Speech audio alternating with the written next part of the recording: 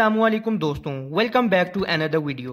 आज की वीडियो में हम बात करेंगे उस प्रोपेगेंडा के बारे में जिसमें कहा गया है कि इंडियन एयरफोर्स ने 7 मई 2025 को पाकिस्तान के जेट गिरा दिए। हम ये बात जानते हैं कि एयर चीफ मार्शल ने इसका कोई भी सबूत पेश नहीं किया। अमरप्रीत सिंह जैसे ब्लफर्स कहते हैं कि पाकिस्तान की ISI और ISPR के पास ऐसे प्रोटोकॉल्स हैं जिनसे वो अपने लॉसेस छुपा लेते हैं। लेकिन असल सवाल ये है कि क्या पाकिस्तान ने 7 मई से 10 मई तक इंटरनेट बंद किया, या पाकिस्तान ने यूट्यूब से वीडियोस हटाई, या ट्विटर, फेसबुक और इंस्टाग्राम ब्लॉक किया। मगर हम ये सब जानते हैं कि असल में ये सब इंडिया ने किया था। अपने लॉस से छुपाने के लिए इंटरनेट ब्लॉक किया, सोशल मीडिया से वीडियोस डिलीट की, लेकिन फिर भी इंडिया के लॉसेस एक्सपोज हो गए। बट द क्वेश्चन इज, अगर इंडियन एयरफोर्स का ये क्लेम सही होता है कि पाकिस्तान के early warning and control system को डिस्ट्रॉय कर दिया, तो पाकिस्तान ने इसे कैसे हाइड किया? इवन दो ISI और ISPR ने इंटरनेट भी ब्लॉक नहीं किया, फिर भी पाकिस्तान का डाटा लीक क्यों नहीं हुआ?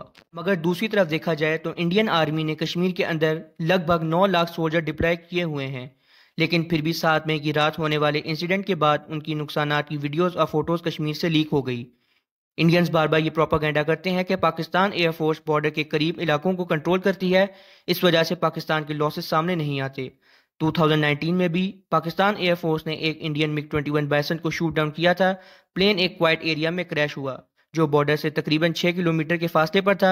दिस मैटर्स क्योंकि बॉर्डर के नियर जोन बहुत सेंसिटिव होते हैं और स्ट्रिक्टली मिलिट्री कंट्रोल में होते हैं। सिविलियंस SS ऑलमोस्ट जीरो होती है, लेकिन फिर भी वीडियो बहुत जल्दी ऑनलाइन आ गई जहां इंडियन पायलट को कैप्चर्ड होते हुए देखा गया। एक क्लिप में पाकिस्तानी सिविलियन उसे थप्पड़ भी मार रहा था। दिस क्लियरली शोज कि सिचुएशन 100% मिलिट्री कंट्रोल में नहीं होती। अगर फुल कंट्रोल होता जैसे नॉर्मली होता है इन सच हाई सिक्योरिटी सिचुएशंस, तो ये वीडियो इतनी जल्दी लीक नहीं होती। दूसरी तरफ Indian air chief marshal Amarpreet Singh के स्टेटमेंट के मुताबिक S-400 एयर डिफेंस सिस्टम ने पाकिस्तान के 5 फाइटर जेट्स और एक early warning and control system AWACS को लगभग 314 किलोमीटर की डिस्टेंस पर मार गिराया। गिवन द फैक्ट्स कि early warning and control system AWACS size में मैसिव होता है और हिट होने के बाद भी कुछ डिस्टेंस फ्लाई कर सकता है, इसका मतलब है कि एयरक्राफ्ट लगभग 350 किलोमीटर तक गिरा। This is not a border zone incident.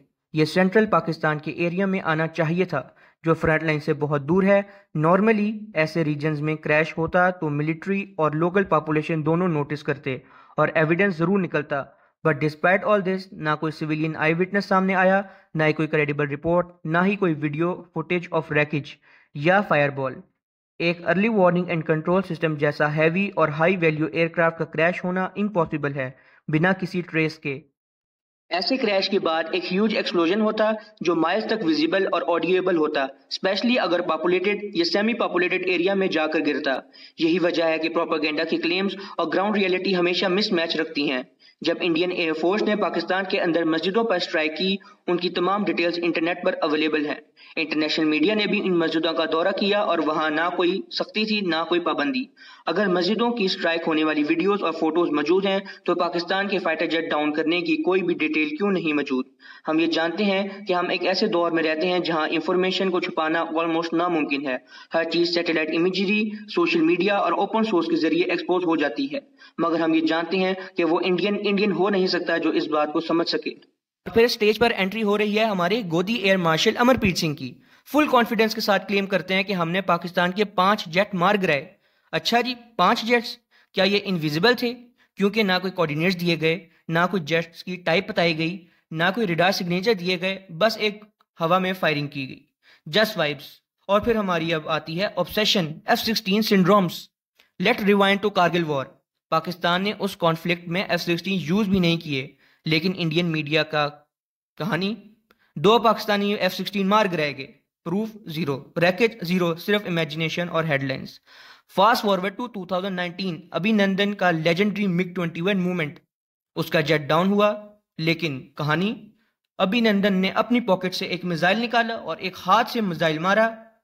So guess what, एक और F-16 मैजिकली गिर गया, लेकिन कहां, किस डायमेंशन में, किस ब्लैक होल में जाकर गिरा, आज तक कुछ पता नहीं चला। एक स्क्रू तक नहीं मिला। अब 2025 का सीन देख लो। 2025 के सीन्स के अंदर पाकिस्तान के फ्रंट लाइन जेट से J-10Cs and JF-17 then F-16s in third layer. लेकिन S-400 का बिहेवियर अजीब है, जैसे कि उसके सॉफ्टवेयर में लिखा है ओनली F-16। मिसाइल लॉन्च होता है, जेट एंड सी को डॉज करता है। अगेन मिसाइल लॉन्च होता है, जेट एंड सी को डॉज करता है, JF-17 को डॉज करता है, HQ-9 को बाईपास करता है और थर्ड लेयर में जाके F-16 को शूट डाउन करता है। Result, only F-16 mode, only obsession, nothing else. कुछ इंडियन डिफेंस एनालिस्ट की भी सुन लो। इंडियन डिफेंस एनालिस्ट कहते हैं कि पाकिस्तान के हमने एयर स्ट्रिप्स को डिस्ट्रॉय कर दिया, इस वजह से पाकिस्तान के फाइटर जेट्स ग्राउंड हो गए और वो सीज फायर पे करने पर मजबूर हो गया।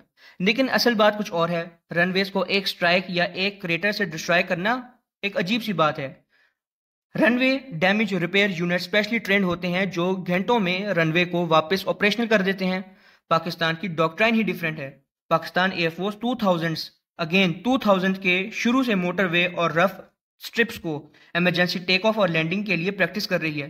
2010 हाई मार्क एक्सरसाइज में मिराज और F-7 जेट्स को इस्लामाबाद लाहौर मोटरवे पर लैंड किया गया, रिफ्यूलिंग की गई एंड देन दोबारा टेक ऑफ किया गया। 2016, 2019 JF-17 और मिराज जेट मोटरवे पर टेक ऑफ और लैंडिंग के ड्रिल्स करते रहे। महीना महीना ये ड्रिल्स चलती हैं। मतलब अगर मेन एयरबेस स्ट्रिप पे अटैक होता है तो पाकिस्तान एयरफोर्स के पास हमेशा अल्टरनेटिव मौजूद रहता है। Again according to air vice marshal Aurangzeb Ahmad, Indians are slow learners. India की सिचुएशन अलग है। इंडियन एयरफोर्स ने 2015 में पहली दफा यमुना एक्सप्रेस पर मिराज 2000 लैंड करवाया। मतलब पाकिस्तान को इस क्रेडिबिलिटी में कम से कम 10 से 15 साल का हेड स्टार्ट था।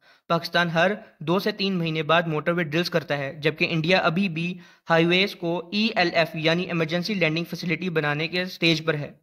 तो कहना कि पाकिस्तान के फाइटर जेट ग्राउंड हो गए और इस वजह से सीजफायर करना पड़ा, सिर्फ ये प्रोपेगेंडा है।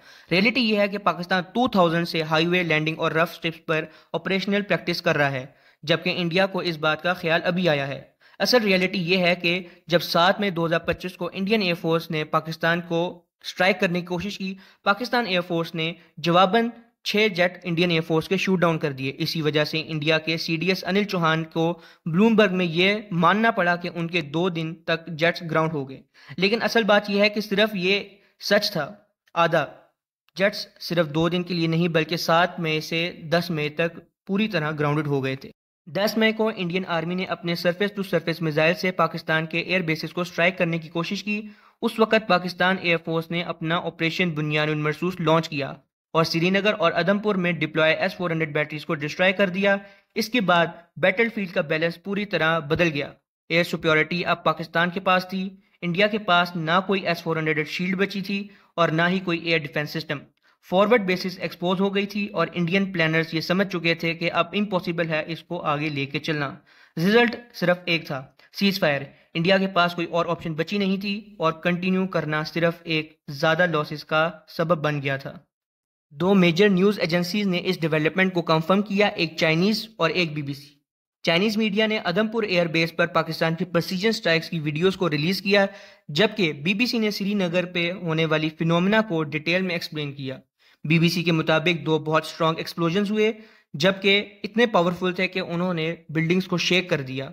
उसके बाद पाकिस्तान ने ऑफिशियली अनाउंस किया कि उसने स्ट्राइक CM-400 AKG के साथ की थी, वही सिस्टम ने जिसने S-400 के कंपोनेंट्स को टारगेट किया और न्यूट्रलाइज किया। रिपोर्ट्स के भी मुताबिक कि स्ट्राइक्स के बाद फाइटर जेट की आवाज क्लियरली सुनाई दी और फिर और मल्टीपल एक्सप्लोजन हुए, जो कंफर्म करते हैं कि S-400 सिस्टम ऑपरेशनली डाउन हो गया था। अब चलते हैं BBC की फुटेज की तरफ, जहां उनके कॉरेस्पोंडेंट श्रीनगर से लाइव रिपोर्टिंग करते हैं और इस रिपोर्टिंग से ग्राउंड सिचुएशन बिल्कुल क्लियर हो जाती है। 5 a.m. local time, we heard 2 explosions and they were powerful enough to shake the building of our hotel. Just 30 minutes later, we also heard 3 more explosions. 2 eyewitnesses have confirmed to the BBC who live near the city's airport that they heard the sound of what they described as a jet flying over, and then there was a loud explosion at that airport. Now, अब आइए देखते हैं वही phenomena जो Chinese media ने practically अपनी footage में show case किया है।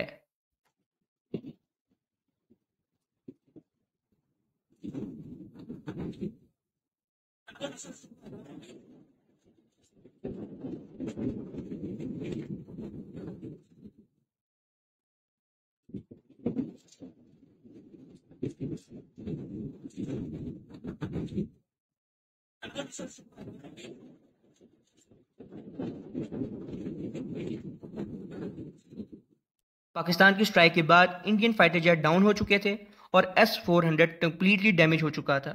इसी आफ्टर मैथ में 10 मई को विंग कमांडर वमिका सिंह ने मीडिया ब्रीफिंग करते हुए कहा, Indian armed forces non escalation के लिए कमिटेड हैं, बस पाकिस्तान भी इसी तरह करे।